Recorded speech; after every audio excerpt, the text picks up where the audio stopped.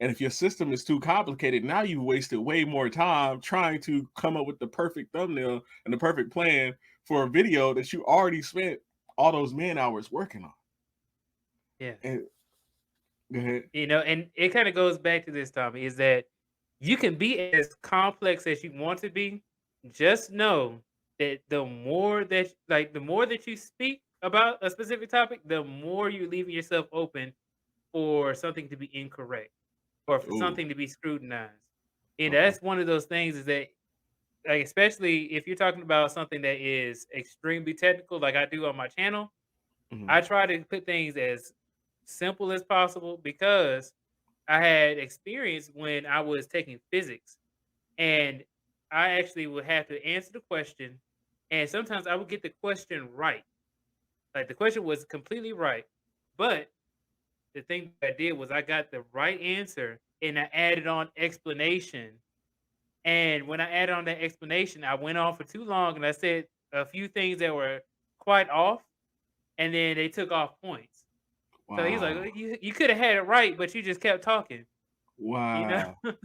Well, and that's full So, circle. When I'm briefing like military commanders, you know what I'm saying? Like whether it's a general or if it's a colonel, or even when I was a lieutenant, I was briefing captains or whatnot and like staffs. The problem was I would and people don't want to listen to me to this day. But the thing is, I've been through this so many times. Like, because as a young officer, I had to be in front of staffs. And even when I was enlisted, there were certain people I had to brief, because in ROTC they try to set you up for the future. And one thing I would see is people would come in and they would, oh, this, and this. I'm like, he didn't. And then the colonel or the general would be like, I didn't ask that. Because he's got to get all of these pieces and put them together and come up with this plan that is probably 500 pages long that he has to send to an entire brigade, an entire division. He doesn't need to know everything in your lane. He just needs to know the specific answer. And the more that I give the sweet answers, because I box, so they call it the sweet science. A lot of times you got to keep it sweet. When you short and sweet, you know what I'm saying? You know what I'm saying? You do what you do. You keep it short and sweet. You tell them the answer, and then you study the information. See, that's the issue a lot of people have. They don't actually know the background behind the information, so they try to BS when they bring it to the table.